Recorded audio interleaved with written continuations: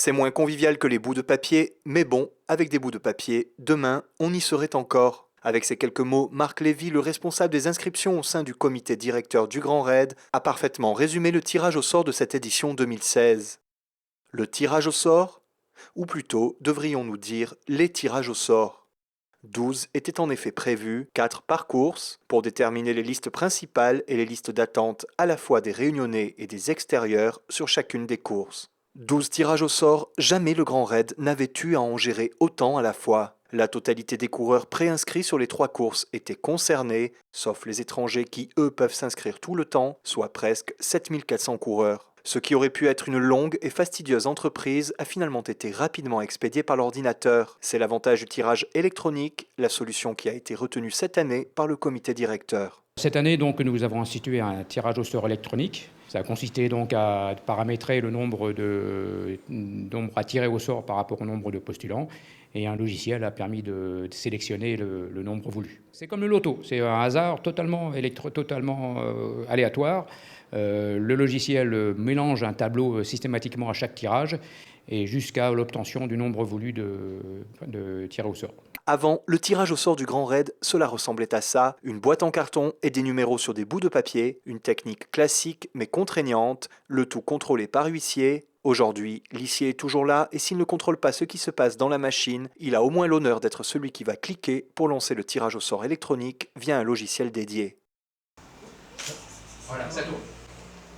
La grande nouveauté de cette année, c'est donc la mise en place de ce système de préinscription et de tirage au sort sur les 2 autres courses que la Diagonale, une nécessité au vu de l'engouement que suscite en particulier la Mascareigne depuis quelques éditions. Eh bien, l'année dernière, en 2015, nous avons vu que les inscriptions sont allées très vite, en particulier la Mascareigne, puisqu'il avait fallu à peine moins d'1 heure et demie.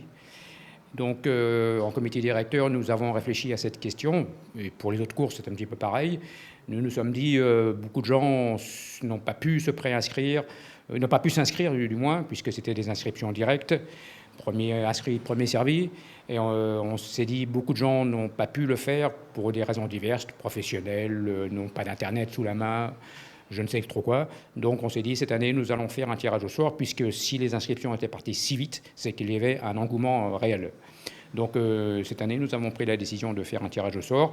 Si on le faisait sur la Mascareigne, on ne pouvait pas non plus pas le faire sur les autres courses. Donc on a dit, on fait toutes les courses, aussi bien pour les locaux que pour les non-résidents, un tirage au sort. La pertinence du tirage au sort n'est donc pas la même d'une course à l'autre. Pour le Trail de Bourbon, en effet, 1337 coureurs se sont préinscrits localement pour 1300 places. Seulement 37 coureurs auraient dû être écartés, mais finalement, l'organisation a décidé de les conserver tous. Le tirage au sort n'a donc pas été effectué et aucun candidat réunionnais au Trail de Bourbon n'est donc resté sur le carreau.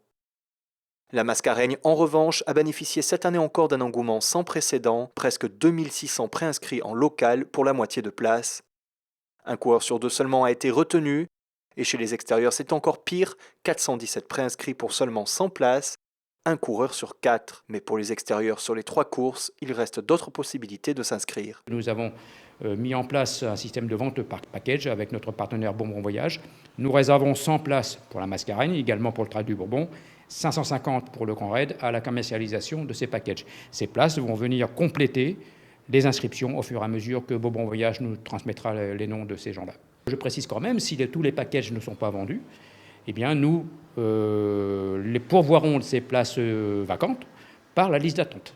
La liste des coureurs retenus sur chacune des 3 courses a donc été officialisée en ligne dans la foulée. Pour autant, il ne s'agit pas de la liste définitive. Pour chacune des courses, des tirages au sort complémentaires ont permis de dresser des listes d'attente. Pourquoi la liste d'attente ?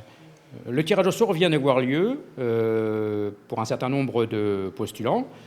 Maintenant, tous ces gens-là vont devoir concrétiser leur inscription d'ici le 19 mars en payant leur inscription. Nous n'avons pas demandé d'acompte au moment de la préinscription. Maintenant, il va falloir que les gens concrétisent leur inscription en retournant sur leur espace coureur pour payer leur inscription, de façon à ce qu'elle soit définitive. S'ils ne le font pas d'ici le 19 mars, leur préinscription sera perdue. Et donc la liste d'attente va servir à pourvoir ces places. L'ordre est chronologique, donc la liste qui apparaît sur Internet est dans un ordre précis. Celui qui est en tête de liste sera le premier appelé à pourvoir une défection sur la première liste. Nous le ferons personnellement au fur et à mesure des cas de figure qui vont se présenter. Nous l'appellerons, nous lui enverrons un mail. Il aura à ce moment-là 8 jours, lui, pour s'inscrire. Nous lui donnerons le moyen de le faire. S'il ne le fait pas, eh bien, on prendra le suivant. Pour tous les coureurs d'ores et déjà retenus, pensez donc à valider votre inscription en réglant d'ici le 19 mars. Et pour tous ceux qui sont sur liste d'attente, soyez donc sur vos gardes dès le 19.